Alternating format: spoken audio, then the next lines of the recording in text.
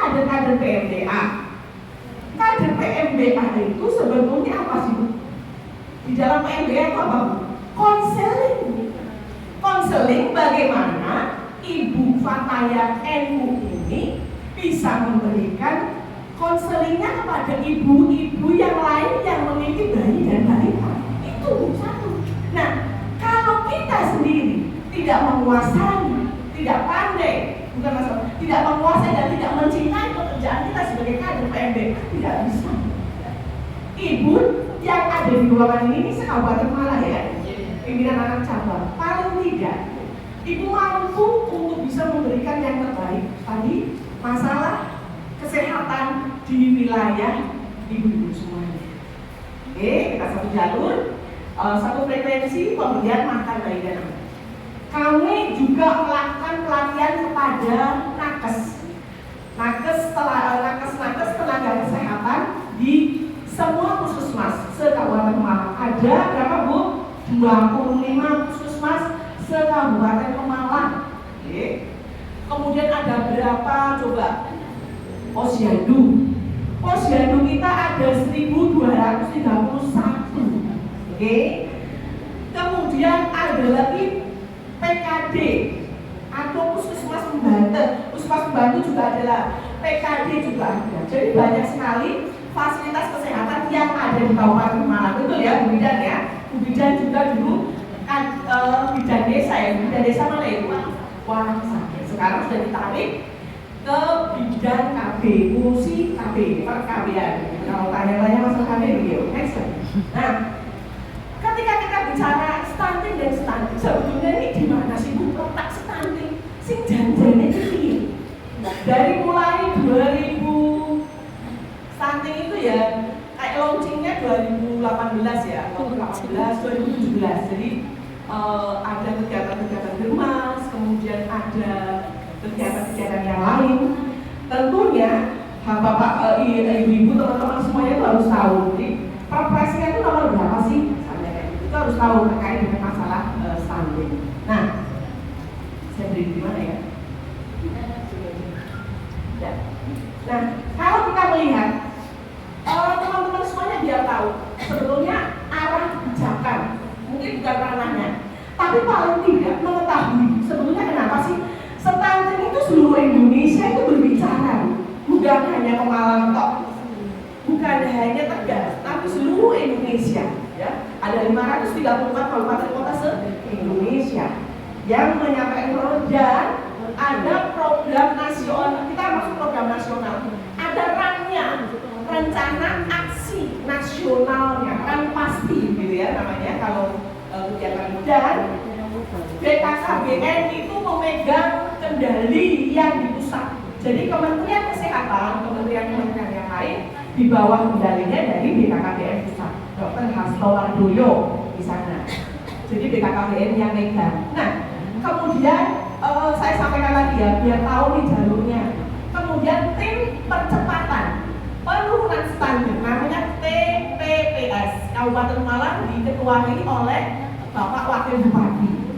Dan sekretarisnya adalah di Dinsos KPPB.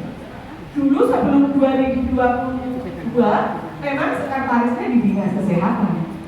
Tetapi arahan kemarin mulai di Dinas Sosial ya, Dinas Sosial KB. Sehingga semua hal yang terkait dengan kegiatan tim percepatan stunting ada di Dinsos. Tetapi kami selaku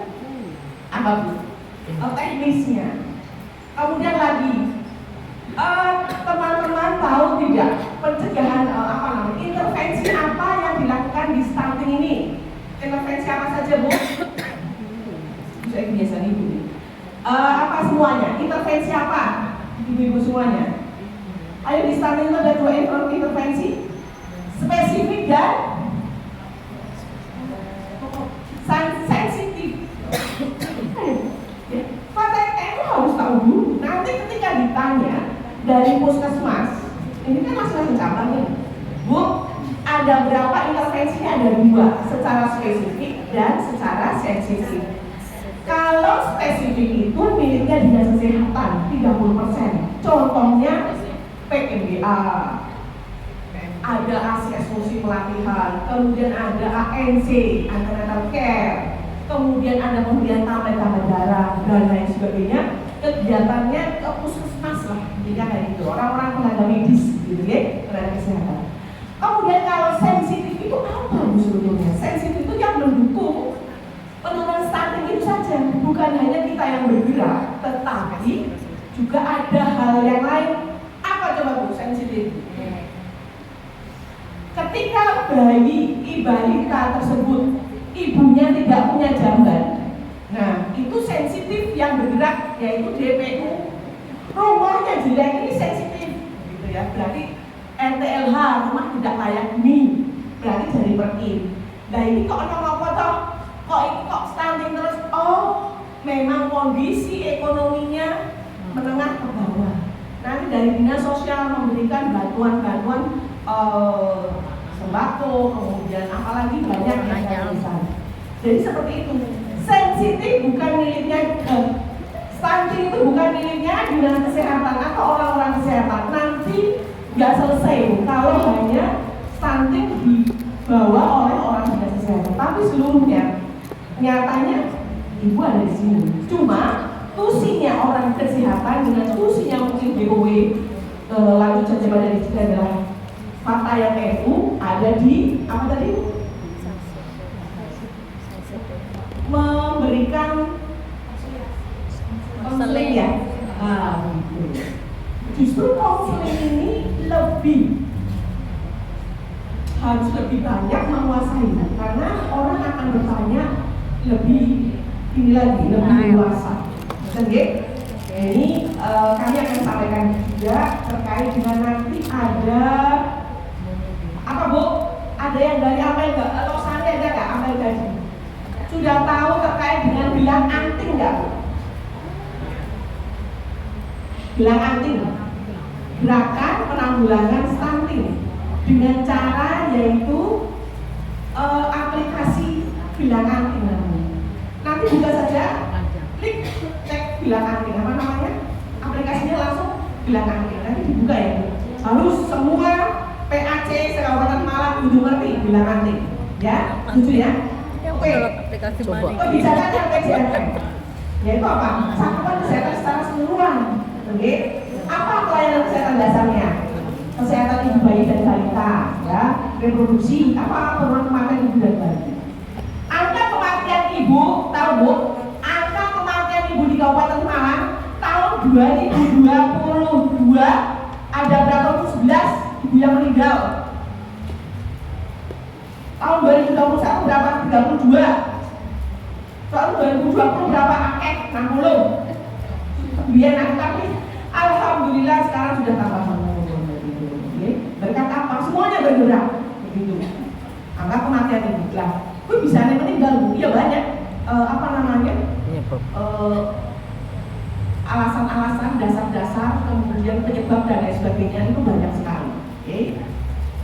Nanti dilanjut lagi. Kemudian ada peningkatan KB dan kesehatan reproduksi. Mungkin kalau orang Isinya tak kelebihan, isinya kelebihan. Jadi orang ganteng nggak boleh. Apalagi saya. Nggak bisa. Sulit KB terus begitu. Jadi nanti nggak bisa. Kita harus punya generasi apa namanya yang berkualitas, generasi emas tadi yang disampaikan Ibu sekretaris dari PW ya. Generasi emas 2045 ya. Bayi yang sekarang lahir berarti 2023 lah nanti dia berusia 2022 menjadi generasi emas. Nah nanti ya bonus demografi juga. Sekarang yang usianya berarti 30, 40 itu nanti bonus demografinya itu banyak nanti lansia ya. 10 tahun ke depan banyak lansia, tapi lansia yang bagaimana? Saya sambung lagi, lansia yang produktif, lansia yang sehat, lansia yang mandiri. Sekarang dan ibu-ibunya se-Indonesia, se-Kabupaten Malang guys, kayak gini kabeh lho. Soalnya lansia sing apa namanya? Yang dia harus tungguin terus. Lansia yang apa namanya sing cemberutan, tensinya naik terus, jengkelan gitu ya. Ya kan? Ya Bu. Tapi tidak, sudah ada kader NU, kader fakta yang NU luar biasa. Tepuk tangan dong. Oh, ini orang tepuk tangan Jadi kan ibu kok tangan dewek. Iya. Jadi ketika ibu di sini happy saja. Dan pikirannya di sini sudah ada kan anak sudah diurus, suami sudah dibuatkan makmum sampai siang. Dan sudah izin belum nih sama suami? Ya, apalagi pasti nih suami-suaminya mendukung ya terkait dengan kegiatan ini. Baik, kedua, percepatan perbaikan visi masyarakat itu menurut stunting. Kalau dulu Bu, kita sebut bukan stunting, namanya gizi buruk. Jadi kan orang gizi buruk kwasyor, opo sih bocah ini banget cilai gede, adalah kita kurus kering dan lain sebagainya. Itu dulu namanya bukan stunting, istilahnya gizi buruk. Ya, gizi buruk gitu ya. Oke. Kemudian ada lagi pengendalian penyakit. Kita ada ngomong ibu Grimas, ada yang tahu Grimas? Gerakan Oke. Kenapa Grimas ada? Karena banyak penyakit-penyakit tidak menular ya. Yang saya ngomongnya di Pemalang saja. Penyakit tidak menular apa Bu contohnya? Ayo nih kader PDM ngerti. Penyakit apa? Ayo. Diabetes. Apa lagi? Kolesterol itu. Penyakit tidak menular. Suara saya benar nggak sebut. Tak jadi mana ya? Sama itu tidak ada ya. Kalau nggak seru itu kalau nggak kayaknya gimana gitu ya. Ini Bu, kenapa Grimas muncul itu karena tadi banyaknya rumah sakit ya, rumah sakit sekarang banyak penyakit tadi diabetes. Anak-anak pun banyak. Lalu apa? Dari apa pola makan? Lagi ibu-ibu diabetes nggak bisa karena itu dari mudanya. Konsumsi makanan yang karbohidratnya tinggi, makanan yang manis, dan yang terakhir adalah jarang berolahraga. Sehingga berarti nggak pernah olahraga nih. Makan boleh olahraga. Bu, halo. Halo. Halo. Oke ya, semangat nih. Ada lagi nih, gerakan tadi. Kalau kita bilang peningkatan pengendalian penyakit, bagaimana cara mengendalikannya agar penyakit tidak menular tuh naik terus? Bagaimana caranya agar penyakit yang menular tidak naik terus? Tadi dengan gerakan masyarakat Indonesia. Bagaimana caranya? Mengurangi hal-hal yang negatif. Contohnya tidak merokok. Banyak bapak ibu, bapaknya banyak yang merokok ya Bu? Ya. Aku orang. Ya, kebetulan Bu. Para ulama itu merokok ini ya nggak merokok Bu. Bukan hal yang haram begitu. Kita ngomong Bu, kalau kita jangan kalah ya sama dengan kalau di Muhammadiyah kan bilang rokok halal ya, larang ya, haram gitu ya. Nah kalau jawabannya Pak Ayah itu kalau diomongin rokok itu susah banget tuh. Bener loh, sehingga kita bilang kenapa dilegalkan Pak? Bu, ya Bu ini karena apa? Ya memang tadi lillahi ta'ala satu. Kemudian besok itu kan rokok terus orang itu sudah berbeda lagi. Ketika kita bilang kawasan tanpa asap rokok itu sudah tidak Bu. Kita itu di Perda nomor 2 tahun 2019. Kita tidak pernah melarang merokok. Dikira Bu, aku stunting ini terus bayi yang masih di dalam kandungan sih bapak yang merokok terus ada akibatnya. Ibunya jangan bilang ibu tuh hanya kurang gizi saja, tidak. Nggak ada yang berjalan hanya gizi saja, tetapi secara keseluruhan ya. Ada kemudian bagaimana? Lah bapaknya sering merokok di pinggir ibunya masih hamil tua, hamil muda dan lain sebagainya. Kemudian ada lagi kegiatan-kegiatan yang lain yang tentunya penguatan sistem kesehatan dan pengawasan pengelola makanan. Contoh-contoh bahwa setiap tahun sekali kita pasti memeriksa ya semuanya dari toko kemudian pasar ya terkait dengan makanan-makanan yang tidak berbahaya, makanan yang berbahaya, kemudian yang kadaluarsa. Ibu kalau beli makanan sekalengan sudah peot jangan dibeli. Karena apa? Makanan yang minuman yang peot itu dia sudah berbenturan dengan tadi kemasannya. Paling tidak dia sudah berubah komposisinya.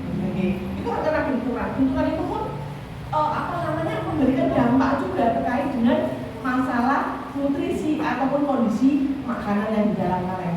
Kalau kalengnya pengen dia jauh begitu, berarti kalengnya misalnya berarti masa kadaluarsanya hampir 1 tahun dah, penyakit setengah tahun, kan? Kecuali itu baru kerja itu pun kita masih mikir-mikir, bukan sudah penyakit sudah lepas, next. Oke, jadi kita tahu ya Bu, RPJMN itu rencana pembangunan jangka menengah nasional. Kalau di kita namanya RPJMD, rencana pembangunan jangka menengah daerah. Nah, ini permasalahan gizi di Indonesia ini wis ono sejak zaman Belanda gitu ya. Sejak zaman dulu nih. Kita lihat mulai dari anak-anaknya. Usia 15 sampai 24 tahun itu di Indonesia itu hampir 32% itu daunnya harus malam. Nopo, lah itu anak-anak yang masih sekolah itu kadang sering lemes. Gimana ya SMA mana? Dia hanya menerima pelajaran dan jam 10 saja dia sudah bingung, sudah ngantuk, kemudian adalah lemes, dimasukkan ke ruang UKS, ya kan?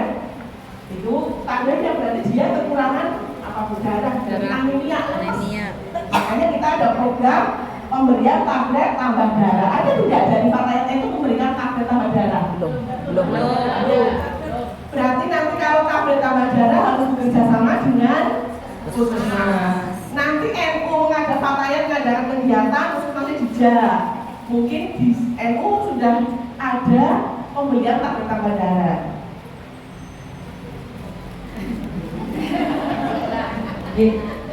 Uang wedok ikan senangnya coba perempuan itu senangnya dialog ya Allah saja suka kan dimuji-muji kan? Ayo kalau mau berdoa muji dulu Allah, memuji Allah ya kan? Ya, kita ciptaan iya juga orang itu masih padahal ya orang ini tapi orang ini jengkel tapi enggak, jadi tapi kita harus bisa, saya ngomong nih, itu tuh harus memilih dirinya sendiri. Yang terbaik, enggak? Saya cantik, versinya suami saya. Dan harus kuat gitu. Ya memang kayak artis Maya, Luna Maya, ya. Terus artis yang lain itu sudah beda dengan kita ya. Kita secara kalau secara akhlak beda lagi ya. Kalau kita sudah menyatakan bahwa saya cantik di mata suami saya dan saya harus percaya diri. Kalau kader PMBA, PAC, Fataya, PNU ini tidak percaya diri, restoran susah jadi kader PMBA baik gitu ya. Gak usah masuk di Fataya NU. Saya mungkin setengah NU juga. Setengah NU ya, setengah NU setengah Muhammadiyah. Tapi enggak ya, bukan itu. Artinya apa? Kami menguatkan loh ibu semuanya. Jadi ibu sebagai kader ya, jangan kader ya Bu ya. Jangan kader. Artinya apa? Ibu harus menguatkan dirinya sendiri dan harus percaya diri. Saya orang percaya diri orang susah jadi kader, saya bilang begitu ya kan? Saya perlu dengan kader. Biar percaya diri bagaimana? Kasih dong peningkatan kapasitas. Saya butuh senang. Sekapasitas saya pun saya perlu peningkatan kapasitas juga untuk diri saya. Saya sering mendengar tadi yang diucapkan dari bidan, mendengar tadi yang dari